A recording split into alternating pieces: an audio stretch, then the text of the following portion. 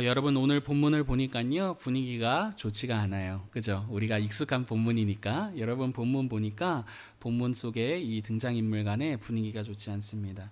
물론 처음부터 이렇게 분위기가 좋지 않았던 것은 아니었죠. 처음에는요 굉장히 화기애애했습니다. 예수님께서 한 마을에 들어가셨을 때 거기 마르다라 하는 한 여인이요 자신의 집으로 예수님을 영접했기 때문입니다. 여기서 영접이라는 이 헬라어 단어는요 기꺼이 환대하다라는 의미입니다. 때문에 마르다가 예수님과 그 제자들을 자신의 집으로 기꺼이 환대하고 초대했다라는 것을 생각해 볼 때 분명히 이 분위기는 처음에 어떠했을 것입니까? 화기애애한 분위기였을 것입니다. 당시 배경에서 자신의 집으로 부른 그 손님을요 극진하게 대접해야 한다라는 것은 자기의 이 면과 그 명예와 관련되어 있는 일이었습니다. 오늘 우리의 문화도 마찬가지죠. 손님 초대해놓고 물 한 잔만 딱 주고 집에 가 이러면 굉장히 뭐 하는 거야 이런 이야기를 들을 수 있는 건 아닙니까? 마치 그런 것처럼 이와 마찬가지로 마르다 역시도 예수님을 집에 초대했어요. 영접했어요. 그렇기 때문에 분명히 어떻게 하고 싶다? 극진하게 대접하고 싶었다라는 게 마르다의 입장과 마음이었다라는 거죠.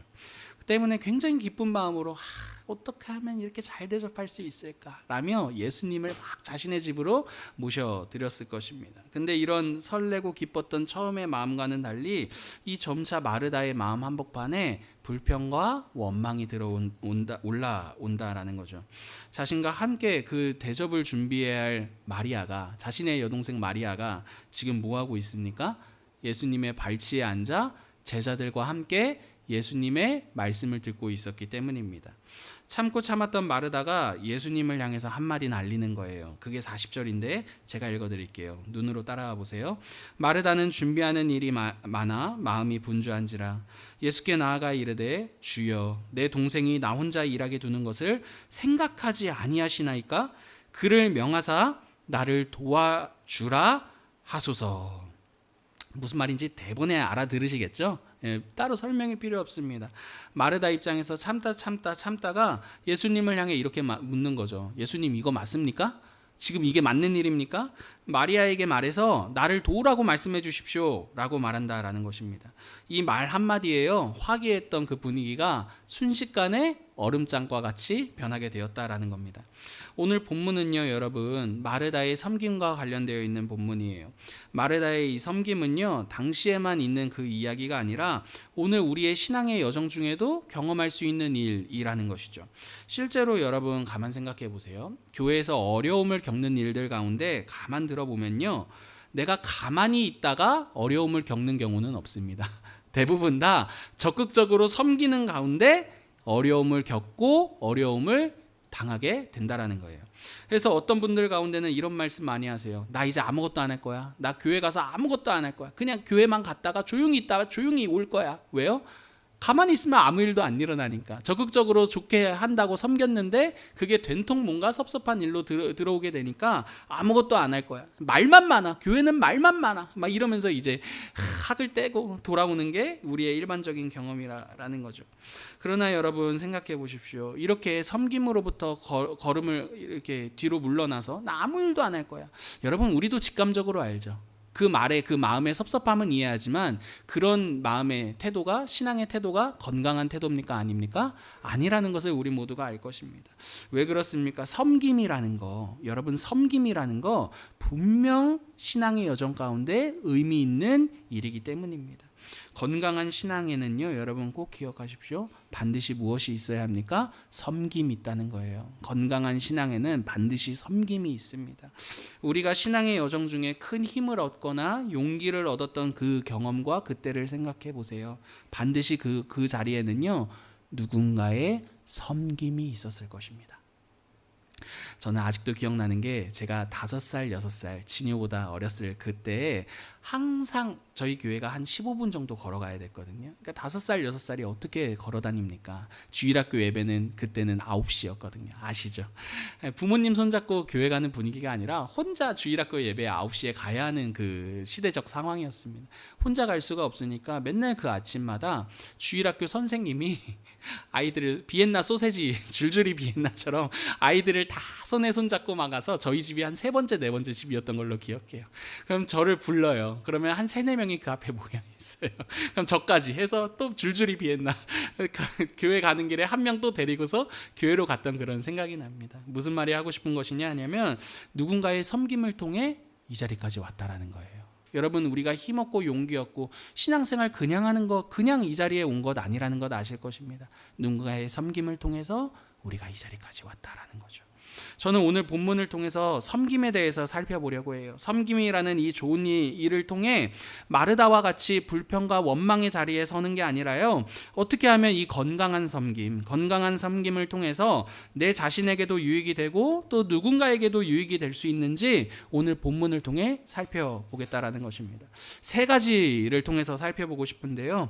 여러분, 첫 번째 먼저는요, 섬김에 대한 오해가 무엇인지 살펴보도록 하겠습니다. 두 번째로 섬김에 있어 가장 큰 적이 무엇인지, 큰 적, 가장 큰 우리를 섬김에 있어 방해하는 적이 무엇인지 살펴보도록 하겠습니다. 마지막으로 그렇다면 건강한 섬김이란 무엇인지, 그 건강한 섬김에 대해서 말씀을 나누고 설교를 마치도록 하겠습니다. 여러분, 첫 번째, 섬김에 대한 오해입니다.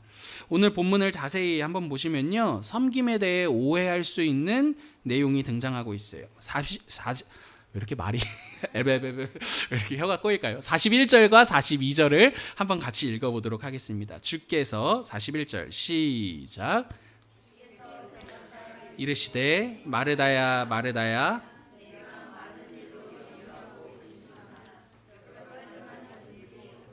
한 가지만이라도 족하니라. 마리아는 이 좋은 편을 택하였으니 아니하리라 하시니라. 41절과 42절은요, 마르다의 이 말에 대한 예수님의 답변입니다. 예수님께서는 섬김에 참여하지 않고 말씀을 듣는 자리에 참여한 마리아, 그 마리아를 꾸짖어 주십시오 라고 말하는 마르다를 향해서요, 마리아가 좋은 편을 택하였으니 빼앗기지 않을 거야 라고 말씀하십니다. 여러분, 이게 직관적으로 딱 들었을 때 우리도 모르게 이렇게 생각한다라는 거예요. 말씀을 듣는 마리아, 섬기는 마르다를 비교하면서 말씀을 듣는 게 섬기는 것보다 더 좋은 것이다, 나쁜 것이다, 더 좋은 것이다 라고 생각하게 만든다라는 것입니다. 물론 여러분, 말씀 위에 섬김이 있어야 건강한 섬김이 될 수 있어요. 그렇기 때문에 섬김보다 말씀을 강조하는 것 이해할 수 있습니다. 하지만 그렇다고 해서 예수님의 이 말씀이 더 섬김보다 우월하다라는 입장에서 말씀하신 것은 아니라는 것입니다. 만약 이렇게 말씀과 섬김을 놓고 말씀이 섬김보다 더 우월하다라는 의미로서 마리아가 더 좋은 편을 선택했으니 빼앗기지 않을 거야 라고 예수님께서 말씀하셨다면, 예수님께서는 너무도 노골적으로 마르다의 섬김을 하찮게 만들어버리는 말씀을 하신다라는 것이죠. 그런 의미가 될 것이라는 것이죠. 여러분들께서는 다 앞을 보시고 예배를 들으시기 때문에 매 주일마다 저 뒤에서 어떤 풍경이 일어나는지 그 풍경 하나를 놓치시는 게 있어요. 무슨 풍경이냐 하냐면, 예배가 어느 정도 시작하잖아요. 그럼 제 아내가 뒤에 와서 인원수를 파악합니다. 왜 파악할까요? 김밥을 먹기 위해서입니다. 여러분, 김밥을 주문하기 위해 저 뒤에서 막 매번 예배 때마다 이렇게 왔다 갔다 하면서 인원을 파악해요. 근데 여러분, 저번 주에는 너무나 많이 오셨어요. 그래서 내가 주문한 초반에 한 요 정도쯤에 이제 딱 파악하고 주문하는데, 이 정도 때 예배 인원보다 끝날 때 예배 인원이 더 많았거든요. 그러니까 제 아내가 이연이 손잡고 가서 직접 가가지고 김밥을 몇 줄 더 사왔습니다. 여러분, 그럼 생각해 보십시오. 제가 만약에 그러한 아내를 보면서요, 말씀이 더 중요한 거 모릅니까? 그러면서 지금 그렇게 말씀을 안 듣고 김밥 사러 갈 때입니까? 앞으로 인원수 세지 말고 말씀을 듣는 자리를 선택하십시오. 여러분, 제가 이렇게 말한다면 여러분, 우리 모두는 김밥을 먹지 못할지도 모릅니다. 여러분, 물론 이 중에는요, 이런 말씀하실 분도 계실 거예요. 아유, 목사님, 사모님한테 인원수 세지 말라고 하세요. 김밥 그거 하나도 안 중요해. 말씀 듣게 이렇게 말씀하실 분들도 계실 것입니다. 그러나 여러분, 여기서 중요한 건요, 말씀을 듣네 안 듣네라는 것이 아니라요, 그 섬김이 절대로 하찮은 것이 아니다. 하찮은 것이 아니라라는 것입니다. 매 주일마다 인원을 파악하고 점심을 준비하는 그 섬김은요, 말씀보다 열등한 것이다라고 절대로 함부로 이야기할 수 없다라는 것이죠. 여러분, 이는 사도행전 6장을 통해서도 알 수 있는 대목이에요. 사도행전 6장 보시면 사도들이 구제에 많은 시간을 빼앗겨요. 그러자 사도들이 자신들은 말씀과 기도에 전무하기 위해 7명의 집사를 뽑아 구제와 관련된 섬김을 대신하게 하죠. 여러분, 이 장면은요, 말씀이 더 중요하고 구제는 덜 중요하다라는 게 아니라요, 사도들이 전념해야 할 역할들이 있었기 때문에 일을 나눈 것입니다. 만약 말씀과 섬김을 우월과 열등의 관계로 보았다면 사도들은 절대로 섬김을 담당할 7명의 집사를 뽑지 않았을 거예요. 야, 섬김 하나도 안 중요해, 다 말씀 읽어, 이렇겠죠. 그죠? 무슨 말이 하고 싶은 것이냐 하면, 건강한 신앙생활에 있어 섬김은 반드시 필요해요. 구원받은 우리가 섬기지 않고 건강한 신앙생활을 한다라는 것은요, 절대로 불가능한 일입니다. 말씀을 읽고 말씀을 들으면서도 그 말씀이 섬김으로 나타나지 않는다면 이는 아무도 말씀의 능력이 어떠한지를 깨닫지 못할 거예요. 그래서 바울은 이 섬김을 사랑이라는 이 내용으로 이렇게 말하고 있어요. 고린도전서 13장 1절 우리 같이 읽어볼게요. 유명한 말씀이니까 크게 시작. 내가 사람의 방언과 천사의 말을 할지라도 사랑이 없으면 소리나는 구리와 울리는 꽹과리가 되고. 이 사랑을 섬김으로 바꿔서 한번 읽어보십시오. 아무리 능력이 있고 말씀을 많이 한다고 떠들어도 사랑으로 나타나는 섬김이 없다면 그저 의미 없이 울리는 시끄러운 악기에 불과해 라는 말을 바울이 한다라는 거죠. 그러므로 사랑하는 성도 여러분, 우리의 신앙 속에 무엇이 반드시 있어야 합니까? 섬김이 반드시 있어야 된다는 거예요. 여기까지의 설교를 들으시고서요, 아마 이렇게 생각하실 분들도 계실 것 같아요. 나는 섬기는 게, 교회에 와서 섬기는 게 하나도 없는데, 아휴, 나는 큰일 났네. 나는 섬김과는 전혀 거리가 먼 신앙생활을 하고 있는데 나는 어떡하나. 근데 여러분, 사실 우리 교회에 이 자리에 모여있는 성도님들 한 분 한 분은요, 제가 봤을 때 섬김의 달인들이십니다. 제가 하나씩 설명해 드릴게요. 내가? 막 이러실 수도 있지만 한번 들어보세요. 우리 매 주일마다 역할을 맡아 예배를 섬기는 섬김이들이 있어요. 그죠? 앞에 나와서 찬양을 인도하는 우리 주원 형제나 건반을 하는 종은 자매나 또 PPT 예배 준비하는 혜련 자매나 또 요즘에 새로운 목소리가 추가된 거 알고 계시죠? 우리 여기 앞에 있는 종현 자매나 우리 예배 역할을 맡아서 예배를 섬기는 섬김들을 하는 이런 섬김을 펼치는 섬김들도 있습니다. 근데 여러분, 그거 아세요? 역할을 맡지 않았어도 뜻을 정해 섬기고 계시는 성도님들도 계세요. 예배 시작 전에 오셔서 기도로 준비하시는 성도님들도 계시고요.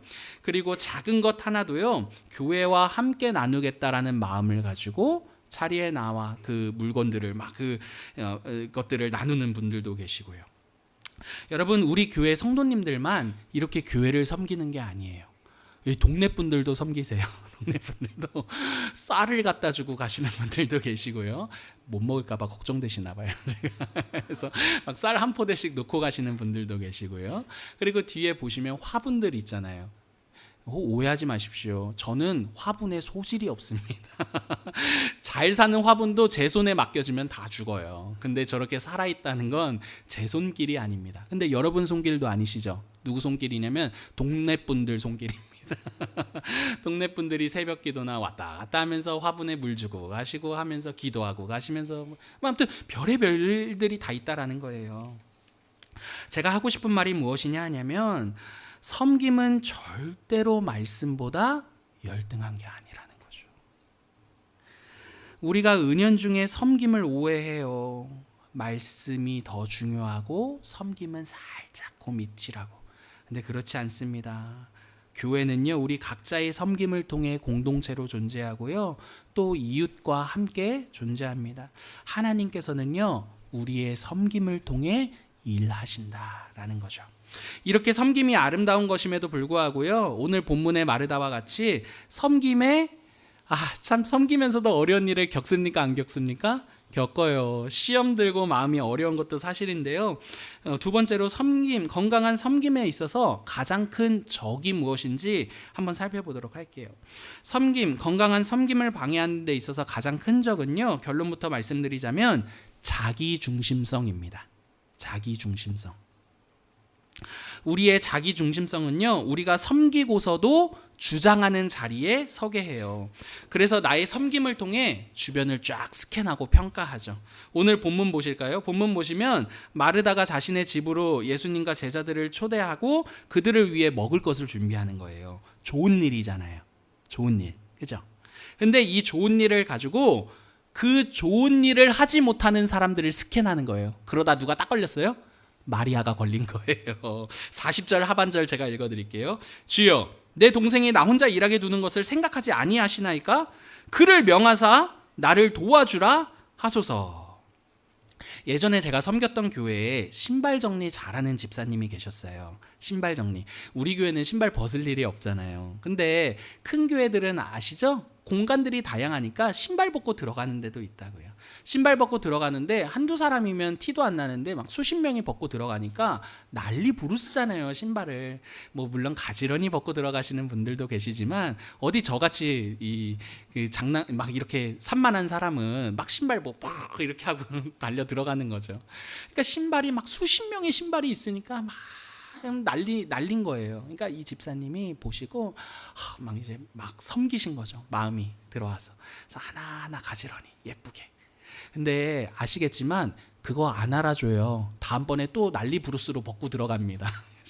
그러니까 이게 매번 반복된 거예요. 그러니까 신발을 처음에 좋은 마음으로 섬기던 집사님이 마음이 상하신 거예요. 그러니까 뭐라고 말씀하세요? 신발 정리 안 하는 것들 이렇게 이제 이렇게 막 화가 나가지고 막 신발 막 이상하게 벗고 들어간 사람들을 막 이제 뭐라고 하게 되신 거예요.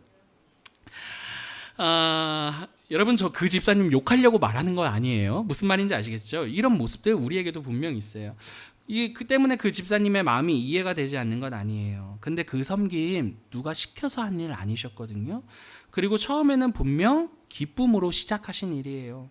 그런데 그 좋은 일이 좋은 일을 하지 않는 사람들에 대한 판단과 분노로 바뀌는 것은요, 옳은 섬김입니까? 아닙니까? 옳은 섬김이 아니다라는 거죠.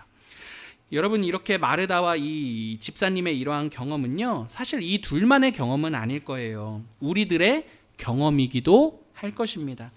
우리들에게는요 분명 남들보다 더 잘 보이는 영역이 있어요. 예를 들면 마르다 같은 경우는요 어떻게 섬겨야 할지 뭘 대접해야 될지 잘 보이는 거예요. 그러니까 그거를 딱 스캔하고 예수님께 이걸 대접하고 이걸 하면 이게 보이는 사람이 있어요. 근데 신발 잘 정리했던 그 집사님은요 그게 보이는 거예요. 그게 딱 이걸 딱 예쁘게 정리하면 딱 예쁠 텐데 이 엉클어진 신발이 보이니까 그걸 정리하는 거죠. 제 아내는 저보다요 뭘 먹을지를 잘 봐요. 그래서 오늘 메뉴는 모르겠는데 그래서 때로 샌드위치도 나오잖아요. 그러니까 김밥 먹을지 오늘은 샌드위치 먹을지 그녀의 그 보임에 따라서 정해지는 거예요. 그러니까 저는 그런 거 잘 모르거든요. 그리고 어떤 김밥을 성도님들이 기쁘게 받아가시는지 잘 안 보여요. 그러니까 저는 김밥이 다 똑같지 이러는데 수많은 김밥을 시도하더라고요. 성도님이 이 김밥 받았을 때 좋아하시는 것 같아. 이게 더 입에 맞으시는 것 같아. 막 다양한 시도를 하는 거죠. 그러니까 보이는 영역이 있으니까 그걸 하는 거예요. 사람마다 보이는 영역이 있어요. 더 잘 보이는 영역이 있어요. 근데 중요한 게 있어요. 더 잘 보이는 그 영역 가지고서요. 그걸 못 보는 사람을 비난하면 안 된다라는 거예요. 여러분. 그럴 때 우리의 섬김은 어떻게 됩니까? 실패할 수밖에 없다라는 거죠. 누구의 섬김처럼? 마르다의 섬김처럼 말입니다. 여러분 우리가 왜 남들보다 더 섬기는 자리, 섬길 수 있는 그 자리에서 원망과 불평을 하게 되는 것일까요? 자기 중심성 때문인 거죠. 자기 중심성. 우리는 계속해서 내 중심적으로 보고 생각하고 카톡 보고 생각하고 판단을 합니다. 내 중심적으로. 그러니까 나는 그게 보이니까 모르지만 딴 사람은 그게 안 보이거든요. 그러니까 마르다 입장에서는 마리아 너 이게 왜 안 보여? 막 이렇게 되는 거죠. 자기중심성. 이 자기중심성. 성경은요 이러한 자기중심성을요 죄라고 말합니다. 죄의 근원은요, 바로 이러한 자기중심성이에요. 그래서 죄가 처음에 들어왔을 때 선악과를 먹고 난 아담과 하와의 반응을 보시면 지극히 자기중심적이에요. 자기의 잘못을 돌아보는 게 아니라 얘 때문에 그랬는데요, 이렇게 말하는 거예요. 하와는 뱀을 탓해요. 뱀 때문에 그랬는데요. 근데 아담은 더 심해요. 하나님이 주신 이 여자 때문인데요. 그럼 누구? 일타쌍피죠. 그죠? 누구까지 욕하는 거예요? 하나님도 욕하고 하와까지 탓하는 거죠. 그러니까 이 자기중심성은요, 여러분, 사람만, 그냥 이 사람만 뭐라고 하는 게 아니라 하나님까지도 원망할 수 있게 만들 정도로의 이 죄의 근원이라는 거예요. 오늘 본문도 보세요. 마르다도 그렇습니다. 마리아만 원망하지 않아요. 마리아를 발치해 자신의 곁에 둔 누구까지도 원망하고 있습니까? 예수님까지도 원망하고 있다라는 거죠. 왜 예수님은 가만히 있어요? 왜 보내야지 나한테, 이렇게 말하고 있는 거죠. 일타쌍피. 여러분, 이게 바로 자기중심성이라는 거예요. 근데 이는 마르다만이 아닙니다. 여러분, 우리도 마찬가지입니다. 우리도 섬기고서도 원망하거나 불평할 때 이는 단순히 사람에게만 원망하는 게 아니에요. 그 원망과 불평의 끝에는 결국 누구를 향하고 있습니까? 하나님을 향하고 있다라는 거죠. 이렇게 자기중심성은요, 내가 잘한 그 일을 하나님보다 더 의롭게 여기고요, 이를 가지고 의스대는 거예요. 섬기고서도 그 섬김을 가지고 섬기지 못하는 상대를 찌르는 무기가 되는 거죠. 여러분, 혹시라도 내가 누군가보다 더 보여서 잘하는 영역이 있잖아요. 제발 그냥 섬기세요. 그냥 섬기세요. 내가 누군가보다 더 잘 보여. 그래서 섬기는 영역이 있다면 그냥 섬기세요. 왜 사람들은 이거 안 해? 이런 말 하지 마세요. 만약에 화분에 물 주시는 우리 동네 그 집사님이 오셔서 어떻게 이 교회 성도님들은 화분 하나 이렇게 물도 안 줘? 이러면 여러분, 제가 뭐라고 하겠습니까? 그러게요, 우리 성도님들은 이상해요. 이러면 직성이 풀리시겠습니까? 아니죠. 그냥 하세요. 그럼 그분이 그런 말을 하신 적은 한 번도 없습니다. 여러분 아시겠죠? 내가 섬기는 영역 가지고 그게 그 영역이 보이지 않아 못하는 그 사람을 여러분 그렇게 으스대지 마십시오. 그건 자기중심적인 내가 나 자신을 돋보이게 만들고 싶어하는 그 정도의 마음뿐입니다. 여러분, 진짜 멋있는 섬김은 무엇입니까? 내가 섬기고서도 마땅히 해야 할 일을 했을 뿐입니다.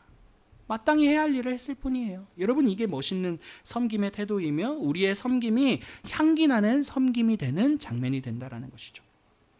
세 번째로 살펴볼 것은요, 건강한 섬김에 관한 것입니다. 여러분, 건강한 섬김에는요, 반드시 때문에 이러한 자기 중심성이 해결될 때 비로소 건강한 섬김이 가능한 것이거든요. 결론부터 말씀드리자면 우리의 이러한 자기 중심성이 해결되기 위해서는요, 나의 섬김보다 더 큰 섬김이 있다는 것을 보아야 합니다. 예를 들어 보겠습니다. 여러분, 우리 교회는 아직 교육부서가 없지만 보통은 교회마다 교육부서가 있잖아요. 교육부서마다요, 이렇게 꽤 오랜 시간 교육부서를 섬긴 분들이, 교사로 헌신하신 분들이 분명 계세요. 여러분, 그 교육부서에 10년 섬긴 교사가 있다라고 생각해 보십시다. 모두가 다 막 어떻게 10년이나 섬기셨어요? 와, 대단하다 막 이러는 거예요. 근데 그 옆에 30년을 섬기신 교사로 헌신하신 분이 계세요. 여러분, 그렇다면 그 10년 섬긴 거 가지고 으스댈 수 있겠습니까? 아니죠. 자신의 10년 섬김보다 더 큰 30년의 섬김이 있기 때문에 10년 섬겼다 할지라도 할 말이 없는 거예요. 이게 무슨 말이 하고 싶은 것이냐 하냐면, 지금 본문에서 마르다가 자기의 중심, 이 자기 중심성에 꽁꽁 묶인 이 섬김으로부터 벗어나기 위해서는요, 자신의 섬김보다 더 큰 섬김을 만나야 한다라는 것이죠. 여러분, 마르다가 지금 보니까요, 자기의 집에서 자기보다 더 크게 섬기는 사람은 아무도 없는 거예요. 내가 제일 수고하고 내가 제일 섬기고 있어라고 생각하며 누가 눈에 거슬려요? 마리아가 눈에 거슬립니다. 마리아를 보니까 그만큼 섬기고 있지 않기 때문인 거죠. 지금 마르다는요, 자신보다 더 크게 더 많이 섬기는 이가 자신 눈앞에는 아무도 없다라고 생각한다라는 것입니다. 하지만 여러분, 마르다가 놓치고 있는 것이 있어요. 무엇이냐 하냐면, 그 자리에는 분명 마르다보다 더 큰 섬김으로 마르다와 함께 하시는 분이 있었기 때문입니다. 여러분, 그분이 누구이십니까? 예수 그리스도라는 것이죠. 여러분, 지금 예수님은요, 마르다의 집에 마르다보다 훨씬 더 큰 섬김으로 그녀와 함께하고 있다라는 것입니다. 왜냐하면 예수님께서는 하늘 보좌로부터 내려와 마르다의 그 누추한 집에 함께하고 있는 것이기 때문입니다. 세상적으로 따지자면 예수님은 마르다의 섬김을 받기에 합당하신 분이 아니었다라는 것이죠. 예를 한번 들어보실까요? 여러분, 만약에 대기업의 총수가요, 동네 김밥집에 김밥을 먹으러 갔다라고 생각해 보십시오. 여러분, 그런 김밥 사장님이, 그 동네 김밥집 사장님이 그분이 대기업 총수라는 걸 아는 순간 이렇게 말할 것입니다. 어떻게 우리 김밥집에 오신 것입니까? 당신같이 크고 놀라우신 분이 이 김밥이 아니라 더 훌륭한 셰프가 만든 김밥을 드셔야 할 분이 어떻게 내 김밥을 드시겠다고 이 자리에 오신 것입니까? 이렇게 말하지 않겠느냐는 말입니다. 김밥집 주인이 대기업 총수에게 자신의 김밥을 낸다라는 것은 그 자체로 영광스러운 일이라는 것이죠. 여러분, 지금 예수님께서 마르다의 집에 찾아 들어가 그녀와 함께 하실 때요, 만약에 마르다가 그러한 예수님의 크고 놀라우신가 그분의 그 섬김을 보았더라면 그녀는 절대로 자신의 섬김을 더 크게 보며 마리아와 예수님을 향해 절대 불평과 불만을 갖지 못했을 것입니다. 오히려 마르다는요, 자신이 힘써 섬긴 뒤에도요, 예수님의 더 큰 그 희생과 섬김을 바라보며 오히려 그분 앞에 겸손하며 감사하며 감격했을지도 모릅니다. 사랑하는 성도 여러분, 건강하고 바른 섬김은요, 우리의 섬김보다도 더 큰 섬김이 있다라는 사실을 알게 될 때 비로소 가능합니다. 때문에 기독교 신앙에서 말하는 섬김은요, 우리부터 시작되는 것이 아니라요, 예수님의 섬김으로부터 시작됩니다. 사랑하는 성도 여러분, 그럼 생각해 보십시다. 예수 그리스도께서 우리를 어떻게 섬기셨습니까? 여러분, 이사야서 53장 4절부터 6절 같이 한번 보실까요? 같이 한번 우리 편안하게 읽으면 좋겠어요. 그는 실로, 시작. 그는 실로 우리의 질고를 지고 우리의 슬픔을 당하였거늘 우리는 생각하기를 그는 징벌을 받아 하나님께 맞으며 고난을 당한다 하였노라. 그가 찔림은 우리의 허물 때문이요 그가 상함은 우리의 죄악 때문이라. 그가 징계를 받음으로 우리는 평화를 누리고 그가 채찍에 맞음으로 우리는 나음을 받았도다. 우리는 다 양 같아서 그릇 행하여 각기 제 길로 갔거늘 여호와께서는 우리 모두의 죄악을 그에게 담당시키셨도다. 아멘. 여러분, 직관적으로 다 아시는 내용이 되실 거라 생각해요. 어려운 내용이 아니니까요. 이사야서 53장은요, 예수님께서 우리를 어떻게 섬기셨는지에 대해 이렇게 말하고 있죠. 그는 우리의 질고와 슬픔을 담당하셨다. 그는 우리의 허물을 대신해 찔림을 받으셨고 우리의 죄로 인해 상함을 입으셨으며 우리에게 평화를 주시기 위해 자신이 징계를 받으셨다. 뿐만 아니라 우리를 낫게 하시기 위해 그분은 채찍을 맞으셨다. 그럼에도 불구하고 우리는 그분의 그 섬김의 의미를 모르고 각자 우리의 길을 걸어갔다라고 말이죠. 그래서 여러분, 예수님께서는요, 제자들에게 마가복음 10장 45절에 이렇게 말씀하고 계세요. 제가 읽어드릴게요. PPT 준비됐는데 눈으로 따라와 보세요. 인자가 온 것은 섬김을 받으려 함이 아니라 도리어 섬기려 하고 자기 목숨을 많은 사람의 대속물로 주려 함이니라. 여러분, 우리가 섬김을 할 때 누구의 더 큰 섬김이 우리에게 있었다라는 것을 보아야 하는 것입니까? 예수 그리스도의 더 큰 섬김이 있다라는 것을 보아야 한다라는 것이죠. 사랑하는 성도 여러분, 기독교 신앙에서의 구원이라는 것은요, 이렇게 자기 중심성으로부터의 해방입니다. 건짐을 받는 거예요. 자기 중심성으로 꽁꽁 묶여있는 우리가 그 한복판으로부터 건짐을 받는 것입니다. 여러분, 우리가 이러한 자기 중심성으로부터 어떻게 구원을 받게 된 것이죠? 그분의 섬김이 있었기 때문이라는 것이죠. 그분의 섬김 때문에요. 그분의 섬김은 어떠한 섬김입니까? 자신의 목숨을 자기 중심적인 사람들, 우리를 위해 대속물로 주시는 섬김이었습니다. 그러므로 그분의 섬김은요, 우리의 자기 중심성으로부터 구원하는 유일한 길이 됩니다. 여러분, 그분이 우리를 그토록 섬겨 놓으시고 그분은 우리에게 주장하지 않으셨죠. 너는 왜 이렇게밖에 하지 못해? 너는 왜 아직도 너 중심적으로 사는 거야? 너는 왜 내 길이 아닌 너의 길을 걷는 거야? 여러분, 그분이 그렇게 판단하지 않으신다라는 것입니다. 생색을 내지 않으시는 분이라고요. 여러분, 그러한 그분의 섬김이 보이지 않는다면 우리는 섬기면 섬길수록 생색을 낼 것입니다. 내가 잘하는 그 영역을 가지고요, 못하는 그 사람을 비난할 것이라고요. 여러분, 우리가 예수님의 섬김이 더 크다는 것을 만나게 될 때 우리는 우리의 섬김을 가지고 누군가를 판단하지 않을 수 있고요, 누군가를 미워하지 않을 수 있습니다.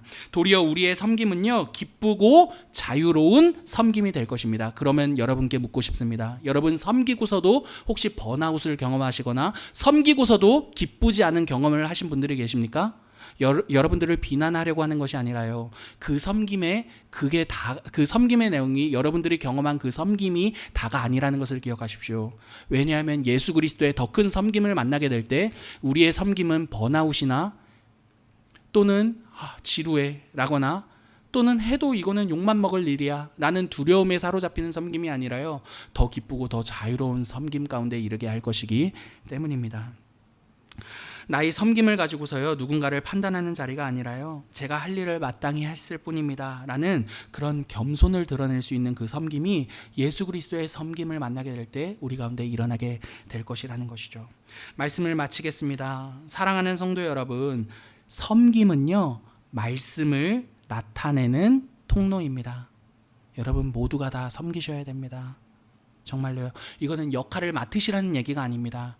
여러분, 역할을 맡든지 맡지 않든지 각자가 보이는 그 영역을 섬기십시오.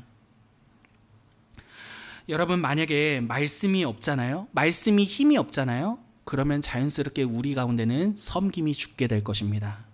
여러분, 그러나 반대로 또 섬김이 없잖아요, 그렇다면 그 누구도 말씀의 능력이 어떠한 것인지 깨닫지 못하게 될 것입니다. 교회는 섬김을 통해서요, 더욱더 말씀을 크게 누리며 깨닫는 자리에 서게 됩니다. 말씀을 깨닫고 누리게 될수록 우리의 섬김은 더 풍성해지게 될 것입니다. 사랑하는 성도 여러분, 말씀이신 예수 그리스도께서요, 우리를 섬기셨습니다. 저와 여러분에게 자신의 목숨을 주시기까지 섬기신 그분의 그 섬김이 우리가 교회를 섬기며 이웃을 섬기는 이유가 됩니다. 우리의 섬김이 누군가를 넘어뜨리고 나도 넘어뜨리는 그러한 일이 아니라요, 이 교회를 세워내고 나 자신을 세워내고 살리는 그리스도의 섬김과 같은 그러한 섬김이 되기를 간절히 기도합니다.